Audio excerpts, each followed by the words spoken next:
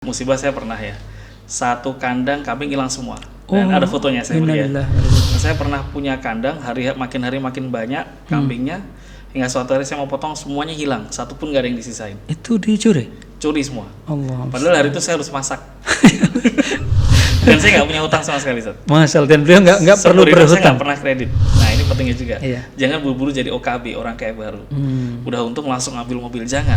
Harta bisnis yang saya bangun akan pindah tangan ke anak saya, ke istri saya. Jadi ke harta hak waris. Tapi yang nggak bisa diambil orangnya adalah amal jariah saya.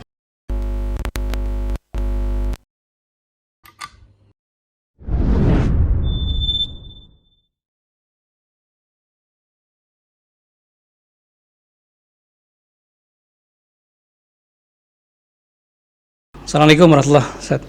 Waalaikumsalam warahmatullahi wabarakatuh. Gimana kabar Ustaz? Sehat? Alhamdulillah, Ustaz. Keluarga semuanya? Sehat semuanya, Anak-anak Ustaz. semua? Alhamdulillah, anak 5 sekarang, Ustaz. Masya Allah. Tinggal di mana sekarang? Di Cilengsi. Di Cilengsi ya? Ya, Bogor. Di Bogor. Masya Allah. Iya. Ya, jadi kita kalau Ana melihat akun sosmed antum di Facebook atau di Instagram ada juga kalau nggak salah ya, Medina Akikah. Iya.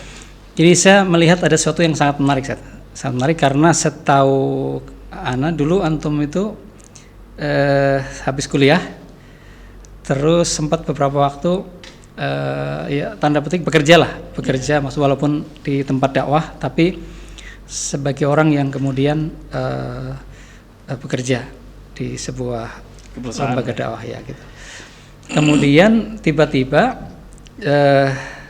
kita dapati antum sudah mendirikan sebuah usaha yaitu Medina Akikah yang notabene itu bergerak di bidang akikah ya, jasa akikah, dan akikah. Kemudian kita amatin grafiknya Masya Allah gitu, cukup berkembang pesat, kemudian manajemennya kita lihat juga bagus, dan juga yang saya amati itu unik-unik menunya gitu. Jadi mungkin kita ingin supaya pemirsa dan juga netizen ini istifadah, mengambil manfaat dari pengalaman antum dalam mendirikan itu, sehingga kita ingin menggali bagaimana kisah antum dalam mendirikan Medina Akikah dan juga mungkin yang lain.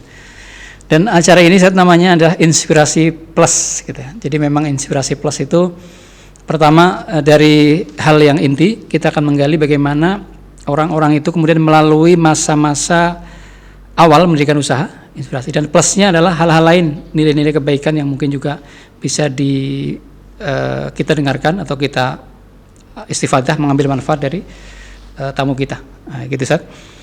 Jadi pertama adalah mungkin bisa diceritakan dulu bagaimana awal antum mendirikan Medina Akikah, karena terus terang dari kebiasaan habit orang bekerja biasanya di luar sana, teman-teman yang biasa kerja di kantor dapat gaji setiap bulan tiba-tiba loncat jadi pengusaha. Nah, itu tentu banyak tantangannya. Iya.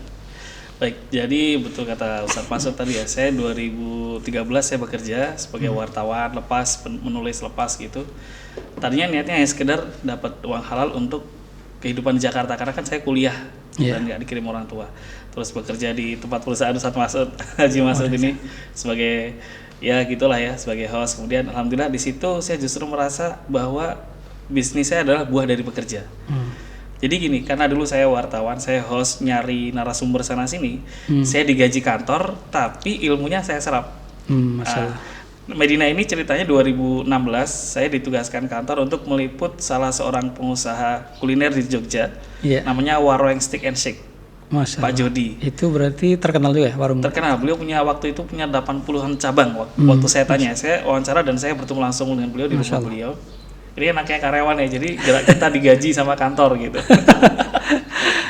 Ini luar biasa nih. Sebentar saya potong, Set. Iya. Jadi tadi ada yang menarik supaya nggak hilang ini poin pentingnya. Jadi beliau ini bekerja, tapi sambil bekerja itu belajar ya, mengambil manfaat dari narasumber diwawancarai.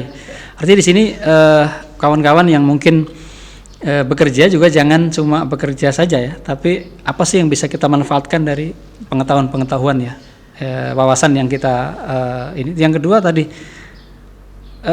Ustadz itu tadi host gitu kan, berarti ada hal yang memang kayak public speaking atau cara komunikasi dengan orang yang mungkin juga menjadi terlihat penting nggak dalam Oh, penting ya. Penting karena kepercayaan diri itu sangat penting agar orang tuh yakin bahwa produk kita bagus. Orang jualan kan, bisnis kan ujung-ujungnya jualan Ustaz ya. Iya. Orang akan yakin kalau kita percaya diri. Percaya diri salah satu bentuknya adalah bagaimana kita bisa mendeliver message produk kita memang best, kualitinya. Saya bisa bilang kenapa Medina bagus, sudah pernah dipesan 9 negara.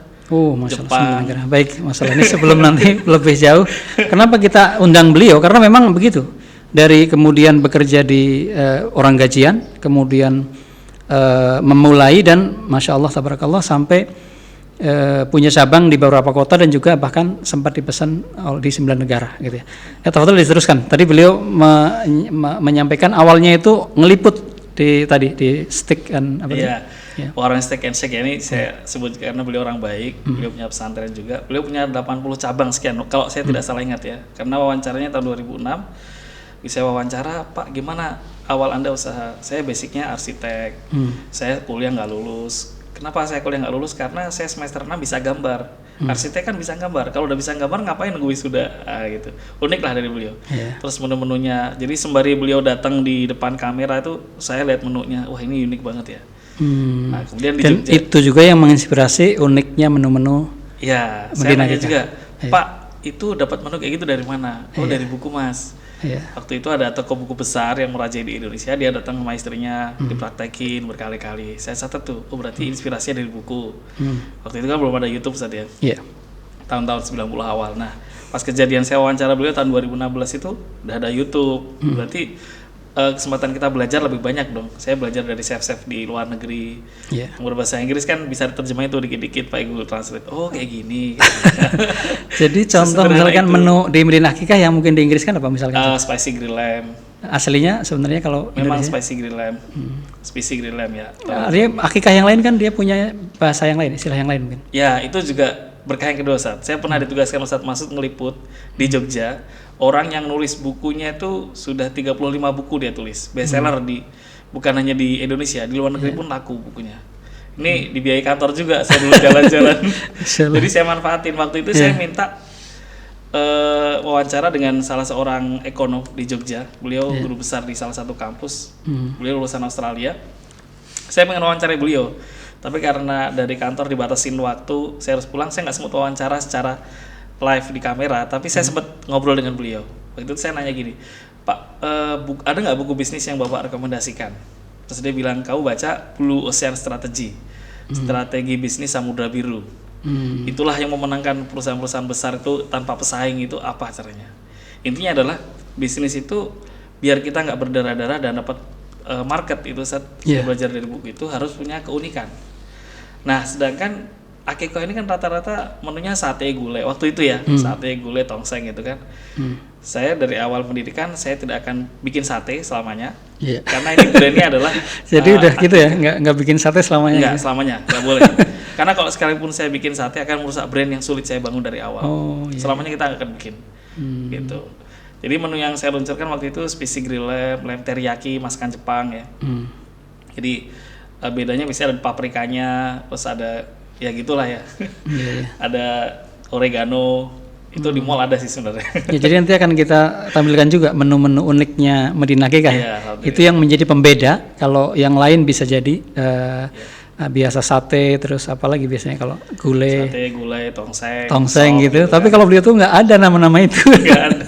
Kita ada nasi biryani. Dan saya juga pernah pesan dulu, pernah, dan memang salah satu yang menarik anak waktu itu adalah memang ini unik gitu namanya, kemasannya gitu kan. Jadi itu Masya Allah. Jadi nama-nama itu yang menjadi, karena kita waktu itu browsing ya, kalau mau akikah itu mana yang akan kita pilih gitu. Tapi kita lihat Medina Akikah itu menunya betul-betul unik menurut saya dan membuat kita penasaran tuh. Jadi baik, penasaran itu saya bayar Ustaz. Jadi kalau orang di catering saya, di Akikah saya itu ada garansi test food gratis. Jadi semua menu itu Anda bisa dapatkan gratis. Jadi jangan pesan kalau belum cobain. Jadi antum ada garansi tes gratis dan itu ngetesnya harus datang ke sana. Bisa datang, bisa diantar. Kalau diantar dia hanya bayar ongkos kirim, tapi free. Betul. Jadi artinya nggak beli kucing dalam karung ya? Iya, itulah dia. Jadi beliau membuat penasaran. Setelah itu juga boleh dicoba gitu ya. Gratis test food. Boleh datang ke tempat atau boleh juga dikirim. Dikirim, dan itu kalau nggak jadi nggak apa-apa, kita biasa aja. Nggak Iya, jadi nggak biasa apa-apa. aja. Nggak apa-apa. Tapi alhamdulillah 90% lebih jadi. Ustaz. Jadi masalah. Kalau kantor yang sekarang di mana, Ustaz? Kantor Kalau ada, pemirsa mau utamanya di Cilengsi, di rumah saya sendiri kantornya ya, karena kita basicnya online ya. Iya. Di Serang. Baik. Serang tuh ibu kota Banten ya. Oke. Banten, kemudian di Solo, Di Solo dan ada di Purwokerto. Purwokerto, masalah. Perumahan Teluk Ustaz, kalau Iya, Ustaz. jadi beberapa kota beliau ada cabangnya. Jadi nanti di Purwokerto, di Serang, di mana tadi Solo ya, di Bogor itu bisa searching kalau mau akikah putra putrinya ada yang lahir dan nggak mau repot gitu ya. Ya sudah pesan ke beliau, dan karena beliau juga lulusan syariah, beliau itu LC, jadi insya Allah amanah bismillah. Dan juga secara syarat-syarat absahnya, kemudian bahkan sampai higienisnya dan lain sebagainya, insya Allah bisa kita percayalah gitu. Ya kembali ke tadi Seth, jadi awal mula ini mungkin fase yang paling sulit Seth, bagi orang yang mau bikin usaha adalah fase pertama mulai. Jadi antum tadi kan sudah belajar ke itu, kemudian bagaimana memulainya, betul-betul prakteknya itu kan sulit, tidak banyak yang bisa itu. Iya. Dari mengamati kemudian antum praktek. Ya, jadi yang pertama saya juga udah bahas ini saat di konten di YouTube saya, Adnan Virus juga. Jadi bagaimana kita itu membangun usaha dari sejak jadi karyawan. Jadi jangan buru-buru resign kalau belum settle. Jadi karyawan itu peluang bisnisnya besar, karena kita jadi karyawan itu kan kita punya teman kantor, Betul. kita punya banyak grup, dan kita akan bertemu dengan orang-orang yang punya kebutuhan yang sama dengan kita. Nah kita tinggal sediakan kebutuhannya apa gitu kan. Saya waktu itu di fasilitasi kantor untuk meliput sana sini, saya manfaatin untuk belajar kuliner gitu. Masya Allah. Nah, salah satu karyawan masak saya itu 20 tahun di Saudi Arabia. Jadi untuk yang masak biryani, kebuli, kapsa itu pengalaman 20 tahun di KSA. Itu dulu sopir di Iya. Masya Allah ya. Ya saya create itu mulai. hobinya dimasak, jangan sampai malah pegang setir, karena masakannya enak, semua orang udah sepakat masakannya enak, bau kambingnya hilang, jadi rezekinya jangan di situ aja gitu. Oke, jadi Ustadz Virus ini pertama mempunyai mindset untuk usahanya mau gimana, kemudian mencari orang yang memang kompeten di situ. Dan itu kadang-kadang kan orang takut gini, kalau nyari yang ahli kayak gitu, apalagi 20 tahun, mungkin kan bisa jadi kendalanya bagi sebagian orang, apa itu nggak mahal nanti, atau bagaimana mendapatkan mungkin pegawai atau orang yang bekerja dengan antum tapi bisa mengatasi kendala-kendala mahal atau apa gitu. Iya. Pada prinsipnya modal itu terbagi menjadi dua set ya, yaitu modal alat, yang kedua modal manusia atau SDM. Nah, usaha kita boleh kecil, tapi mindset harus perusahaan. Perusahaan itu pasti ya berkolaborasi. Dan itu kan perintah dalam Islam kan. A'udzubillahi minasyaitonirrajim, wa ta'awanu 'alal birri wat taqwa. Jadi kalian harus bekerja sama. Nah, untuk belanja modal, saya punya tips ya buat teman-teman semuanya. Kalau mau usaha, kalian sudah yakin usahanya bagus, modal usaha itu bisa diminimalisir dengan 3 cara ya. Yang pertama meminjam, yang kedua menyewa, yang ketiga beli. Meminjam. Jadi jangan beli di awal, itu sangat beresiko, karena kita langsung beli, misalnya ini, beli ruko di pinggir jalan, itu belinya 1, sekian miliar, hasilnya kan belum tentu. Yang paling selamat adalah sewa. Nah, dengan sewa kita hanya bayar 6,5 juta setiap 6 bulan gitu kan. Kalau usaha nggak jalan, kita nggak begitu hilang banyak gitu. Kalau SDM bisa dengan mungkin caranya, Ustaz, mungkin per porsi atau gimana, biar nggak bayar bulanan gitu. Karena kan kalau tiba-tiba harus gaji kan mungkin agak banyak di antara kita yang, waduh belum ada nih kalau gaji gitu. Tapi mungkin tips untuk mengatasi pergajian di awal itu gimana? Jadi bentuk tahun salah satunya bukan hanya sebagai karyawan ya, kita ambil karyawan berarti kita gaji. Jadi sebagai mitra. Mitra itu kan seperti vendor atau subkon lah istilahnya. Saya jual ini 2,7 juta, saya beli ke Anda 2 juta sekian. Siap nggak dengan kalkulasi gini? Oh, siap banget, ini masuk. Nah, gitu. Jadi caranya agar dia dapatnya banyak, kita jualnya mahal. Agar jualnya mahal dan laku, bikin menu luar negeri. Kalau menunya menu asing, inovasinya asing kan orang bayar mahal nggak masalah. Iya. Jadi ada hal yang di sini mungkin agak beda dengan kebanyakan, bahwa karena namanya nama-nama asing, jadi antum bisa nge-up harga lebih tidak masalah ya. sebenarnya tidak harus nama asing, inovasi itu kan luas ya. Kebetulan inovasi yang saya pilih menunya asing, yang tidak biasa, packingnya waktu itu juga asing, bento yang tidak biasa. Nah dengan begitu apapun servis atau value yang kita berikan menaikkan harga. Kalau harganya tinggi kita bisa ngasih ke vendor tinggi. Nah, sehingga ketika ada pesanan, misalnya saya kan sehari 20 ekor maksimal. Masya Allah. Ya. Kita nggak sanggup lebih. Kita Jadi batasi. sehari untuk menjaga kualitas beliau memperhitungkan sehari itu 20 dibatasi ekor. ya, 20 ekor. Untuk Jabodetabek ya. Kalau kota lain lebih kecil, kota lain 6 tergantung jumlah krunya gitu. Nah, saya subkon ke beliau, saya pegang saya orderan masuk 20, saya store ke beliau 8. Jadi yang saya masak hanya 12. Yang 8 ini ketika ada masak ke beliau kita bayar sesuai dengan perjanjian di awal. Ya, jadi berbagi keuntungannya besar lah, sehingga orang juga semangat kita ajak kerjasama. Iya, Masya Allah. Jadi dengan begitu akhirnya tidak perlu menggaji, tapi bisa juga pihak yang memasak mitra kita atau ya boleh dikatakan tim itu mendapatkan yang bagian yang lumayan juga gitu ya. Iya, betul. Karena kan kelemahannya gini, Ustaz. Banyak orang bisa membuat produk tapi nggak bisa masarin. Kalau kita bisa masarkan, kita nggak usah bikin sendiri karena membuat itu kan prosesnya lama. Kasih ke orang-orang aja. Iya, betul. Gitu. Jadi karyawan saya nggak ada yang certified masak, punya sertifikat masak, lulusan mana nggak ada, Ustaz. Yang di rumah saya sendiri semuanya ibu-ibu. Ada 11 orang yang masak, semuanya ibu-ibu. Kanan kiri jalan, kanan kiri rumah saya. Mereka nggak punya sertifikat masak, tapi mereka udah masak puluhan tahun buat keluarganya gitu. Betul. Tangannya udah lincah. Gitu. Dan tinggal mengapresiasi. Iya, jadi memberdayakan ibu-ibu, emak-emak pun dengan sedikit sentuhan antum diarahkan sudah. Iya, diarahkan. Jadi setiap menu baru saya training dulu, saat ini ada menu ini, gurunya chef ini saya datengin, chefnya saya undang, ibu-ibu dikumpulin ya, tahu masaknya begini. Kemudian takarannya kita gramasi. Misalnya untuk menu ini garamnya 2 gram misalnya. Iya. Minyaknya segini, kecapnya ada 3, ada kecap ini, ada kecap merek ini, ada kecap merek ini. Takarannya masing-masing, ada yang sendok, ada yang gram, ada yang liter gitu. Iya. Kemudian alasan ketika memilih Akikah ya, Medina Akikah sebagai bidang usaha, kan boleh dikatakan itu bidang usaha pertama antum yang diseriusin ya. Dan alhamdulillah jadi itu mungkin kalau bisa antum ceritakan adalah tantangan mungkin terberat lah pada fase awal tadi, maksudnya kalau ada mungkin, atau alhamdulillah nggak ada.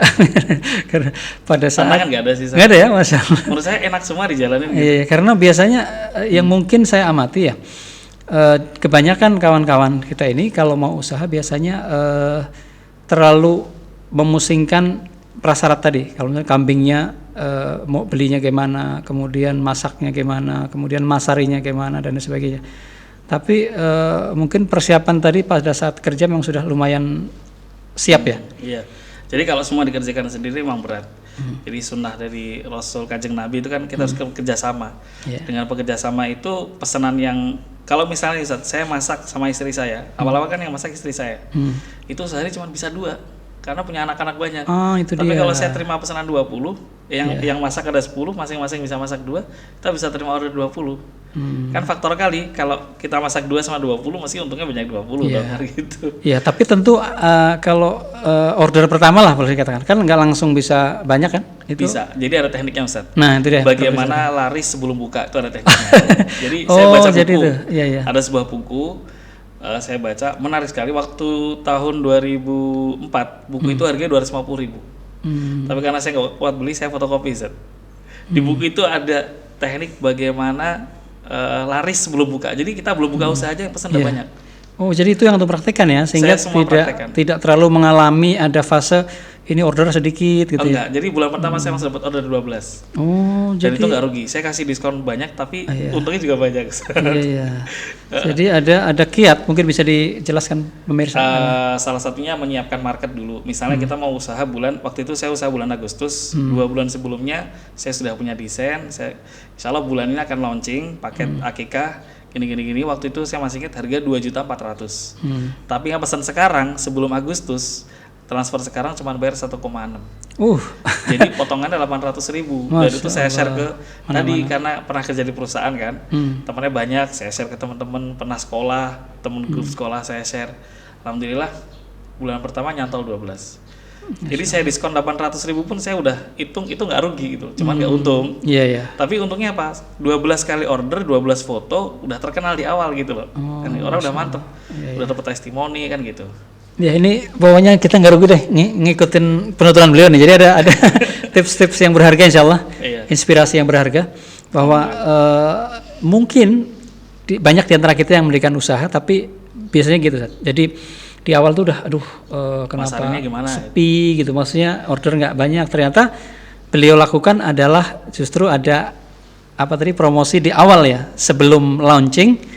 Itu sudah, sehingga ketika diluncurkan langsung ordernya 12 gitu ya. Pantesan nggak ngalamin kayak yang lain sepi order. Tapi musibah saya pernah, Sir. Gimana tuh? Musibah saya pernah ya. Satu kandang kambing hilang semua. Dan ada fotonya saya beli ya. Jadi pernah saya abadikan di Facebook saya, di YouTube saya, Adnan Virus Channel itu. Saya pernah punya kandang, makin hari makin banyak kambingnya.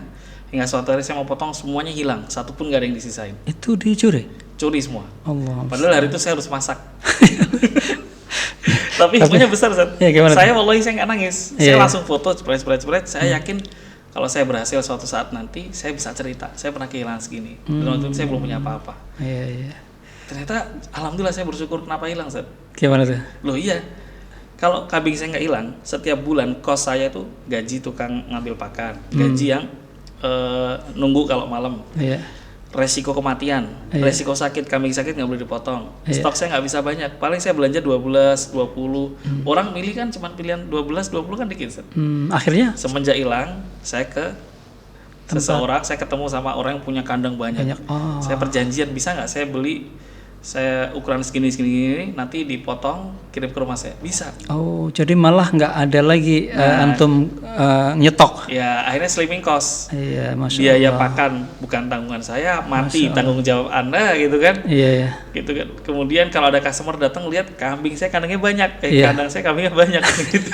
Jadi ini luar biasa nih masalahnya, ini inspirasinya luar biasa nih karena ketika kambingnya hilang, satu kandang itu hilang semua, ternyata justru hikmahnya malah menjadi makin efisien, mencari orang yang punya kambing banyak, justru secara marketing juga bagus ya, kalau ada orang datang milih yang mana, kelihatan antum punya. Izin waktu itu untuk nempel stiker saya Medina Akikah di kandang beliau, dan beliau setuju, senang. Jadi karena beliau kan juga diuntungkan juga kan dengan adanya tulisan Medina Akikah, kemudian banyak yang pesan antum kan ya. Diuntungkan. Masya Allah, ini hikmah di balik musibah.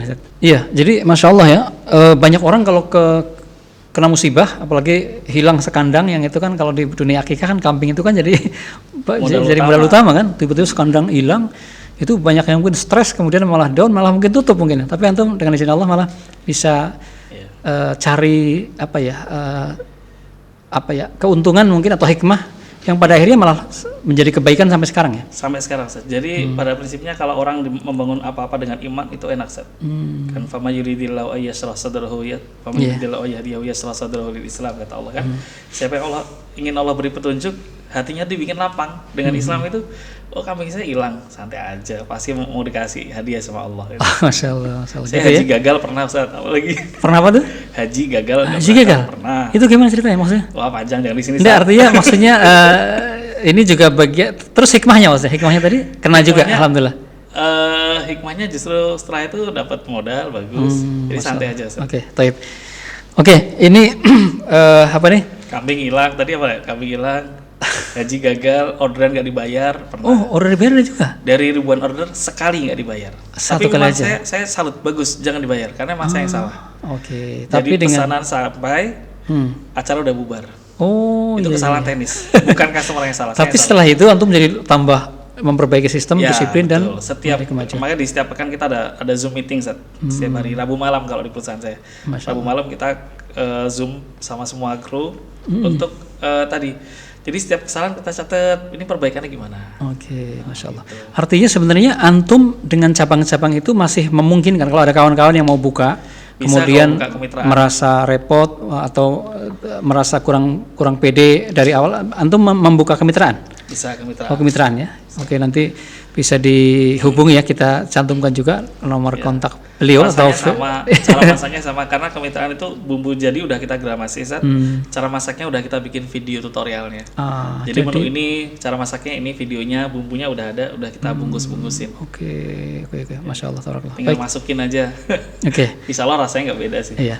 Terus kita maju lagi ke sisi yang mungkin sering dipertanyakan oleh orang-orang yang membuat usaha, yaitu gimana masarin. Masarin, kalau antum tadi sudah punya kit awal, tapi mungkin mengembangkannya atau memasarkan dengan lebih baik gitu, gimana? Salah satu teknik pemasaran yang saya lakukan dulu di awal adalah merawat hubungan dengan semua orang di media sosial yang berkawan dengan saya, di WhatsApp Story, kemudian di Instagram. Pertama pertemanan diri. Oke. Kemudian merawat mereka dengan membuat storytelling ya. Itu cerita, karena orang kan suka diceritain kan.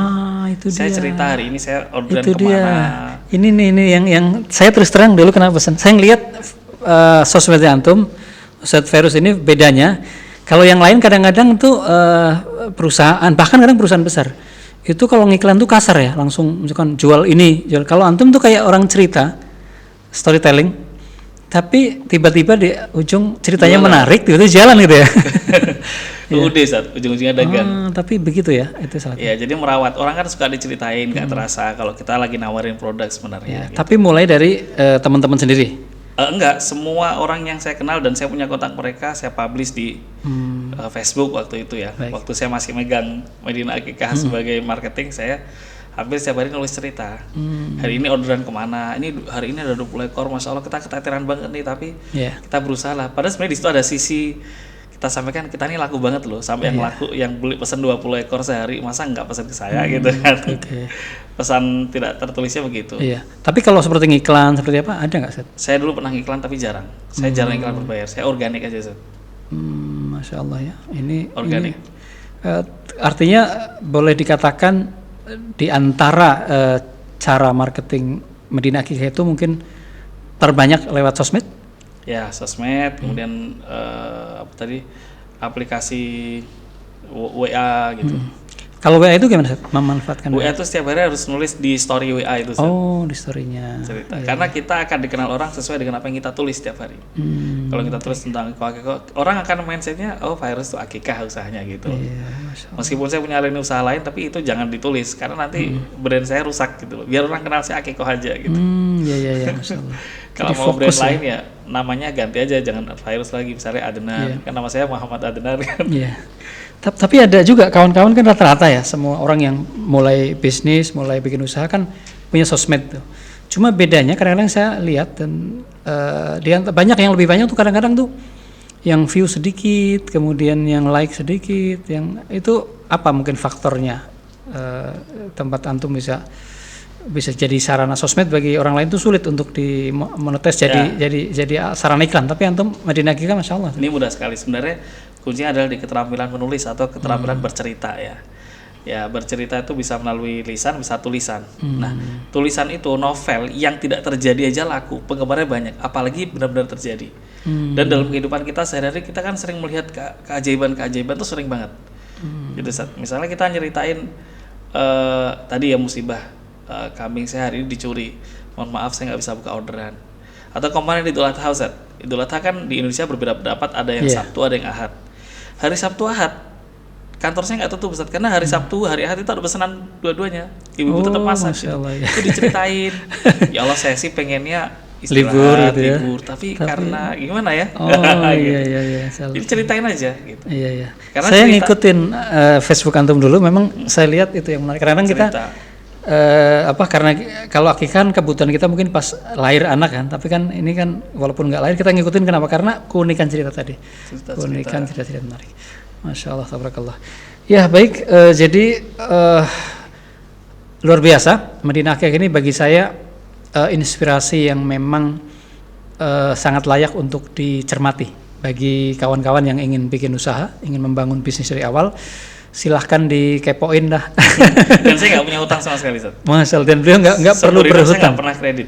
Masalah nggak pernah kredit, nggak pernah hutang, nggak pernah apa, semuanya. Apa adanya. Masalah. Apa yang kita punya tuh bisa kok kita create. Masya Allah. Tawakal sama Allah ya tentu ya. Nah itu jadi jawaban bagi mereka yang punya alasan nggak bisa usaha karena nggak punya modal. Ternyata beliau membuktikannya tidak ada hutang sama sekali sejak awal usaha. Saya nggak pernah hutang finance atau bank untuk modalin Iya. usaha. Saya Dan nggak juga mungkin dari itu. ada yang nanya, nggak hutang karena mungkin modalnya sudah banyak sekali atau enggak? Ya, saya ceritain ini. Atau uangnya tabungnya udah banyak itu? Ustaz kalau ingat dulu waktu saya kerja di sini, motor saya Honda Beat tahun 2006. Iya. Saya jual seharga 4,5 juta laku segitu. Iya. Saya belikan motor jelek seharga 2 juta. Jadi saya dapat 2,5 juta itu untuk beli alat. Masya Allah. Tapi karena alat 2,5 juta itu semua nggak cukup, jangan semuanya beli. Maka tadi ada rumusnya tidak, pinjem, sewa, beli. Oh, ini dia yang Kalau menarik sekali. uang cuma 2,5 juta, waktu itu saya masih ingat. Jadi kompor yang besar itu Zat. Kompor namanya kalau istilah di pasar kompor cor atau kompor 1000 mata. Yang besar dan panas banget. Iya. Itu harganya waktu itu 450 sama tabungnya sama segala macamnya itu 600-an lah. Iya. Waktu itu samping rumah saya pas itu pedagang keripik. Dia gorengnya seminggu sekali. Sekali goreng banyak, habis itu dibungkus kan. Kompornya nganggur, saya pinjem. Dipinjam ya. Pinjem bayar, sewa Iya, maksudnya Masya Allah. Jadi nggak perlu beli maksudnya. Nggak beli, kenapa harus beli gitu kan. Masya Allah. Sekali saya pakai, saya bayar 50.000. Senang kan? Ini luar Dia biasa. dagang dapat 50.000. Luar biasa nih. Kalau beli berapa tuh? Ini anak tuh nggak nyangka, maksudnya ada cara yang mungkin tidak banyak orang yang melakukan. Artinya beliau ini mungkin tadi katakan bahwa nggak punya hutang, dari awal nggak berhutang, tapi ada mungkin yang diantara kita mengatakan ya mungkin banyak tabungannya gitu. Ternyata enggak. Enggak, sama sekali enggak. Beliau tuh jual motor, Motor laku berapa tadi? 4,5. 4,5 juta saya belikan motor. Beli lagi 2 juta buat 200. motor yang lebih jelek, yang 2,5, yang 2 jutanya itu. 2,2 juta lah kurang 2,2 juta itu kemudian buat beli alat. Masya buat Allah beli itu alat, ya.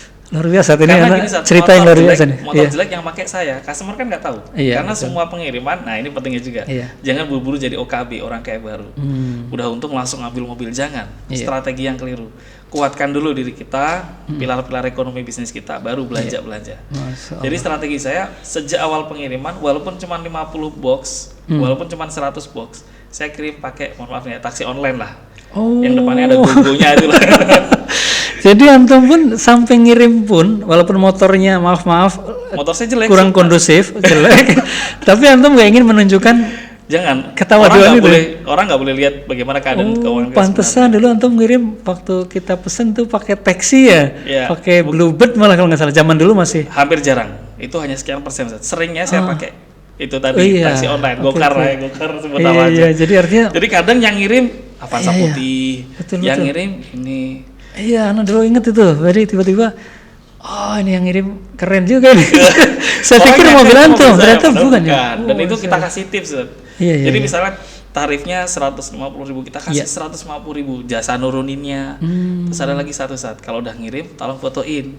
Oh, Jadi driver kan kita tambahin 30.000 suruh moto kan, Mau. saya jadi punya update. Iya, Alhamdulillah tadi ngirim Depok nih buktinya, padahal ngirim bukan mobil kita. iya, Masya Allah. Mobil rusak urusan kamu, ya kan cicilan kamu yang mikir gitu. Masalahnya.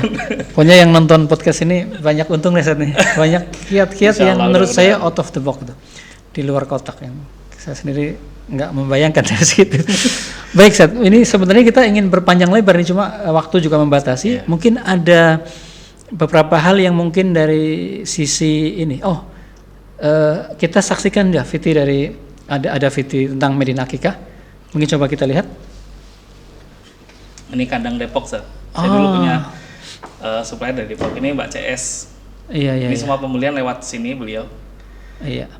Nah, ini Medina Akikah, ini menu nasi kebuli. Ini masih kebuli ya. Di studio. Ini sekarang masih ada juga yang Masih kebuli. ada semua. Ini lem teriyaki. Iya, artinya yang mau lem teriyaki.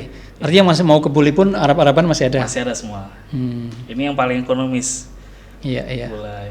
Jadi ada yang paket ekonomis, ada juga yang mahal. Ada yang semuanya Medium. sebenarnya mahal. Oh, Cuman semua. yang paling murah namanya ekonomis. Oke.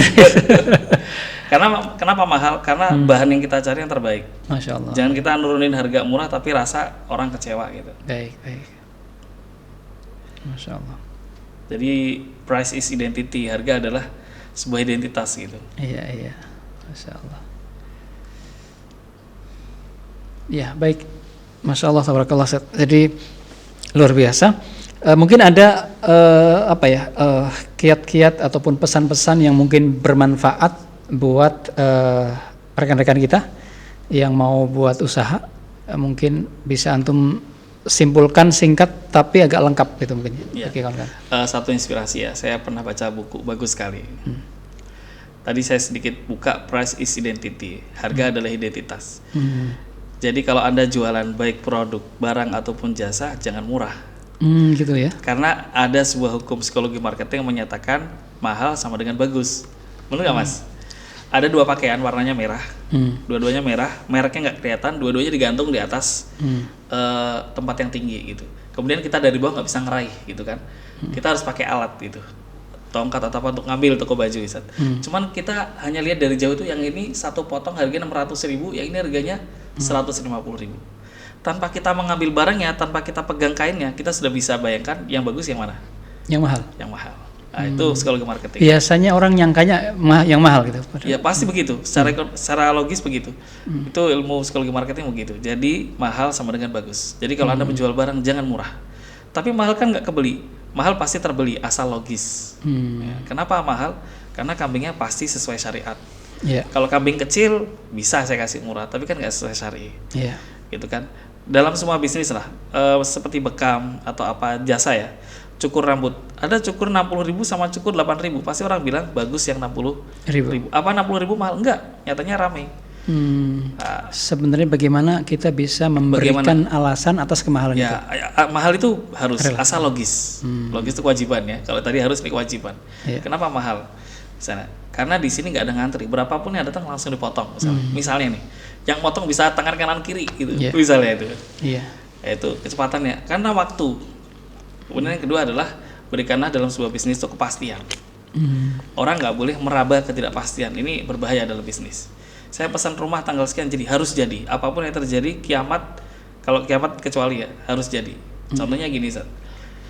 Dulu di Jakarta dan kota-kota besar ada taksi yang sangat menjuarai, warnanya biru lah ya, sebuah merek warnanya biru. Tiba-tiba ketika ada taksi online dia habis. Banyak driver yang balikin kunci, nggak sanggup lagi, bahkan mereka ngambil cicilan buat ikut taksi online. Apa bedanya taksi online dengan taksi biru tadi?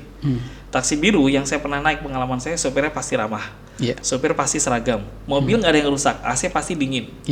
Kenapa kalah dengan taksi online? Salah satu faktornya kepastian harga. Taksi online, kita belum pesan aja, kita udah tahu, saya mau ke Cipayung, pasti 54.000. Mau di jalan nanti macet, mau di jalan hujan, 54.000. Taksi biru, kita udah naik pun kita nggak tahu kita nanti habis berapa. Hanya argo yang berbicara gitu kan. Semakin dia berjalan melambat karena kemacetan, kita gelisah, duh naik mahal gitu kan. Itu kepastian. Anda harus bisa membangun sebuah kepastian, dan untuk membangun kepastian Anda harus punya cadangan. Yang kalau terjadi apa-apa, yang salah adalah kita. Karena ini manajemen ada di kita, kok bisa salah? Jangan sampai orang, inilah kenapa produk-produk besar ada garansi, ada sebuah mobil baru dari China itu garansi servisnya sekian, karena dijamin melalui riset mobil ini pasti nggak ada masalah. Gitu. Oke, Masya Allah. Jadi itu sangat penting. Mahal itu harus, tapi harus logis. Kenapa mahal? Karena orang juga nggak mau dikasih barang jelek, kasih barang murahan, orang nggak mau gitu. Karena kalau kita kemudian jual murah pun banyak dilema saja. Banyak dilema, pasti untungnya dikit, kita nyari sana sini sulit. Terus kesannya juga itu nggak keren gitu ya. Nah, seperti tadi, mahal sama dengan bagus, murah sama dengan jelek. Itu image yang nggak bisa dihapus begitu. Kecuali barang mahal, kemudian harganya promo, itu lain lagi, bukan harga murah itu. Lagi ada promo ya, itu juga strategi. Masya Allah. Jadi pastinya masih kurang sih sebenarnya kita ngobrol sama Ustadz Adnan ini, Ustadz Fairuz, tapi masalahnya adalah waktu. Jadi kita juga karena caranya itu inspirasi plus, kita ingin juga bukan hanya inspirasi secara usaha, tapi kita juga ingin istifadah, ingin mendapatkan manfaat dari inspirasi yang lain yang bersifat diniyah, bersifat keagamaan, bersifat ibadah, dan juga ukhrawi. Umumnya orang itu kan kadang-kadang usaha ya sudahlah, walaupun dalam Islam usaha itu juga kebaikan saja kalau diniati ikhlas, ibadah, halal juga itu berpahala. Tapi mungkin kita tahu bahwa Ustadz Adnan Fairuz ini beliau juga di tengah bisnisnya itu masih mikirin dakwah, begitu saja. Mungkin spirit yang bisa ditularkan ke kawan-kawan ini, kenapa kita harus tetap mikirin dakwah, Ustadz? Ya. Atau mikirin ukhrawi lah, amal soleh gitu. Ya, karena bisnis kan kalau misalnya saya meninggal sekarang atau nanti, itu harta bisnis yang saya bangun akan pindah tangan ke anak saya, ke istri saya. jadi harta hak waris. Tapi yang nggak bisa diambil orangnya adalah amal jariah saya. Artinya kalau Ustadz misalnya atau siapapun sukses, kekayaannya banyak, tidak dibawa Semua semuanya. aja makan enak tuh paling berapa sih? Paling 10 menit lupa rasanya. Bentar lagi dibuang jadi kotoran.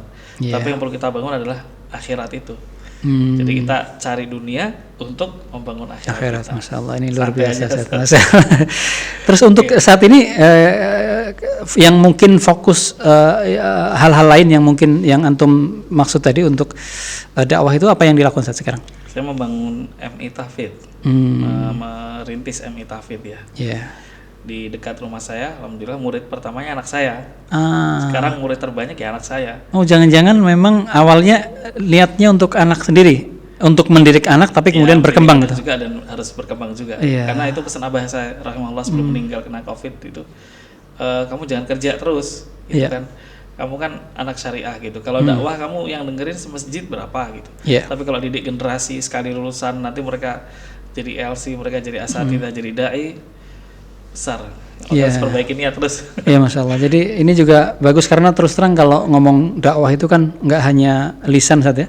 Mungkin kawan-kawan yang lain mungkin punya cara yang lain menyukseskan apalah mempelopori kajian, tapi Ustadz ini karena memang lulusan syariah, jadi memilih setelah Medina Akikah beres, cabangnya ada, manajemen berjalan, kemudian sekarang ngurus tahfidz. MI Tahfidz. Iya, jadi madrasah ibtidaiyah tahfidz. Dan lokasinya di Bogor juga, Ustaz ya? Di dekat rumah saya, hanya 50 meter dari Oh, rumah Masya Allah saya. ya. Luar biasa, Ustaz. Jadi Alhamdulillah. luar biasa. Dan mungkin tentang tahfidz ini juga. Tapi memang kenapa pilihannya tahfidz, Ustaz? Dan ini anak kecil kan? Ibtidaiyah kan anak kecil. Kenapa tahfidz? Ya kan tujuannya saya mendidik anak saya awalnya. Anak saya harus lebih bagus dari saya. Dulu saya ketika SD belum tahfidz. Yeah. Anak saya harus tahfidz gitu kan biar Al-Qur'annya dari kecil itu terbiasa. Orang menghafal Quran itu kan yang kita ambil tentu selain pahala habitnya. Yeah. Kalau dia setiap hari ngafal, nanti dia besar insya Allah tiap hari pegang Quran gitu loh. Ya, Kalau nggak ada Quran, nggak ada kebiasaan yang dia pegang handphone, bahaya nanti diajak ngomong mah pegangnya handphone gitu kan. Iya, iya. Tapi kita install habitnya, kebiasaannya setiap hari ada setoran malam. Kalau belum punya hafalan nggak bisa tidur. Bi, aku masih kurang seayat lagi nih. Gak enak sama ustadz kan gitu kan. Masya Allah, iya. Malu sama teman akhirnya jadi habit, jadi kebiasaan. Iya, jadi di satu sisi bagaimana menekankan ke anak-anak sendiri, tapi kemudian dikelola dengan profesional sehingga Ya, menjadi ini. Kalau minat masyarakat gimana saat ini? Ustadz, minat masyarakat, guru, bahkan salah satu guru yang ngajar di tempat saya ini MI-nya kampung Ustadz, cuman papan tempel-tempel. Kapan-kapan main Ustadz. Oh, itu ya masalah. Yang ngajar tuh salah satunya S2 udah pernah pelatihan ke berbagai negara. Iya. Jadi walaupun dimulai sederhana tapi tetap Ya, tadi profesional. Kita itqan. karya boleh kecil tapi pikiran harus besar. Besar. Perusahaan boleh satu lapak tapi pikiran perusahaan. Masya Allah, taib. Jadi luar biasa nih. Jadi beliau ini dari awal tadi ya yang kita melihat ada mutiara-mutiara inspirasi yang bisa kita ambil. Insya Allah. Dari awal mungkin saya ulang sedikit saja. Jadi beliau masih bekerja dan dulu beliau host di salah satu TV dakwah. Tapi sambil bekerja itu belajar ya saja. Jadi malah istilahnya kayak dimodeli perusahaan. Di dalam model arti perusahaan ya. jalan kemana-mana, ketemu, digaji juga, ketemu narasumber dan bisa memilih, oh saya bisa begini insya Allah. Gitu. Iya betul. Kemudian itu yang pimpinan perusahaannya Jos itu. kemudian yang kedua, beliau bisa membangun sebuah mindset bahwa usaha saya harus beda gitu ya, harus punya nilai plus dibanding sejenis supaya ada alasan untuk eksis gitu ya. Terus yang ketiga beliau bisa memulai, nah ini yang sulit kadang-kadang memulai tanpa berhutang, tanpa pinjam modal, tanpa investor, tanpa apapun. Tapi beliau dan tanpa tabungan yang banyak juga gitu. Tapi beliau jual motor, motornya dikecilin, sisanya itu buat beli alat masak. Itu luar biasa gitu. Dan kemudian beliau menguasai juga cara menjual ya. Berarti nggak pernah ngangkat marketing, bayar marketing mahal, enggak kan? Itu enggak. Jadi langsung beliau cerita aja di sosmed, kemudian bagaimana hal-hal yang unik dicerita. Jadi nggak langsung ini akikah sekian enggak ya, tapi langsung cerita-cerita dulu, storytelling lah. Ini luar biasa. Dan sebagai penutup, Masya Allah, beliau tidak lupa bahwa setelah Allah mudahkan usahanya, punya cabang di beberapa kota dan juga beliau membuka kemitraan, tapi beliau juga tetap komitmen dengan dakwah. bagaimana menjadi beribadah kepada Allah, kemudian mendidik anak-anaknya dan juga lingkungannya supaya di samping sukses usahanya, tapi juga yang paling penting justru Ustaz ya, yang paling penting adalah akhirat Ya, itu yang tetap pertama, terjaga. ya, Masalah ya. Terima kasih Ustaz, jazakumullah khair atas kunjungannya dan semoga kita bisa ngobrol-ngobrol lain di waktu lain lagi insyaallah ya. Jazakallah khair, Ustaz Mansur. Barakallah.